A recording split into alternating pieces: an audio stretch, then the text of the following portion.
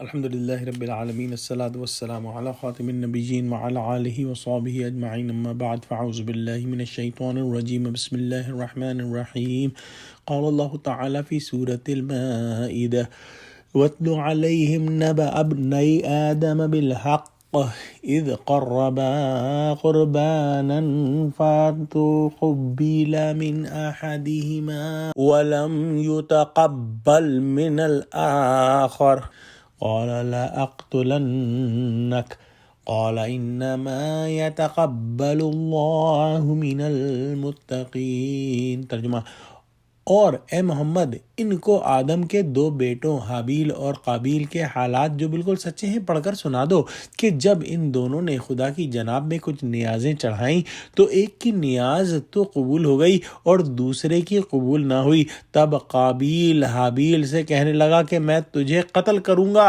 اس نے کہا کہ خدا پرہیزگاروں ہی کی نیاز قبول فرماتا ہے۔ اسرائیلی روایات کے اندر اس واقعے کی اور جو ہے تفصیلات آتی ہیں اور اس میں بیان ہوا ہے کہ یہ آدم علیہ السلام کے دو بیٹے تھے جو ایک ہی لڑکی سے نکاح کرنا چاہتے تھے۔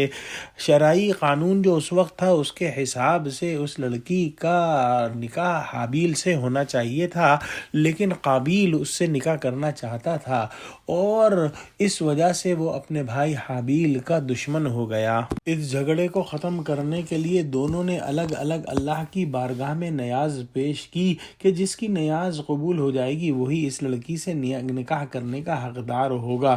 دونوں نے جب نیاز پیش کی تو حابیل کی نیاز قبول ہو گئی۔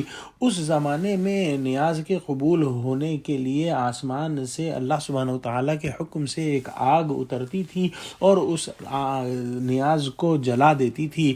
قابیل کی نیاز رکھی کی رکھی رہ گئی اور حابیل کی نیاز قبول ہو گئی۔ اس پر اس کا غصہ اور سرکشی اور زیادہ بڑھ گئی اور اس نے غصے میں ہٹ دھرموں کا طریقہ اختیار کیا۔ ضدی آدمی جب دلیل سے عاجز ہو جاتا ہے تو فریق مخالف سے یہی کہتا ہے کہ میں تجھے ماروں گا یا تجھے قتل کر دوں گا، اور یہی قابیل نے حابیل سے کہا۔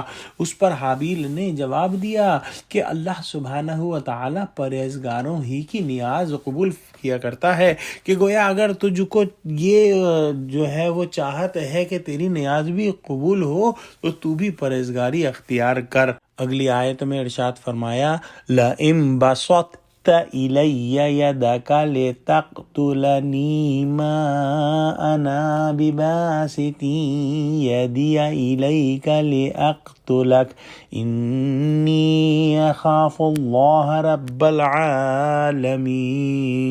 ترجمہ، اور اگر تو مجھے قتل کرنے کے لیے مجھ پر ہاتھ چلائے گا تو میں تجھ کو قتل کرنے کے لیے تجھ پر ہاتھ نہیں چلاؤں گا، مجھے تو خدائے رب العالمین سے ڈر لگتا ہے۔ حابیل نے اپنا سلسلہ کلام جاری رکھتے ہوئے یہ بھی کہا کہ اگر تو نے مجھے قتل کرنے کے لیے ہاتھ بڑھایا تو میں تجھے قتل کرنے کے لیے تیری طرف ہاتھ نہ بڑھاؤں گا، میں اللہ سے ڈرتا ہوں جو رب العالمین ہے۔ مفسرین نے لکھا ہے کہ حابیل قابیل سے قوت اور طاقت میں زیادہ تھا، لیکن اس نے مقتول ہو جانا گوارا کر لیا اور اپنے بھائی پر ہاتھ اٹھانا گوارا نہ کیا۔ اپنے دفاع کے لیے جوابی طور پر ہتھیار اٹھانا تو شریعت میں ہے، لیکن حابیل نے یہ خیال کرتے ہوئے کہ وہ مظلوم ہو کر مقتول ہو جانا قاتل ہونے سے بہتر ہے، اس نے صبر کر لیا۔ یہاں پر یہ بات سمجھنی ہے کہ یہ شریعت آدم علیہ السلام کے زمانے کی بات ہے، اور یہاں بعض چیزوں میں ہماری شریعت کے اعتبار سے بعض اشکالات بھی سامنے آ سکتے ہیں، لیکن چونکہ ضروری نہیں ہے کہ تمام انبیاء کے شرعی احکام جو ہیں وہ ایک جیسے ہی ہوں، اس لیے یہ اشکال رفع ہو جاتے ہیں۔ دعا کرتے ہیں کہ اللہ سبحانہ وتعالی ہم کو قرآن کا فہم عطا فرما، آمین۔ وآخر دعوانا الحمدللہ رب العالمین۔ السلام علیکم ورحمۃ اللہ وبرکاتہ۔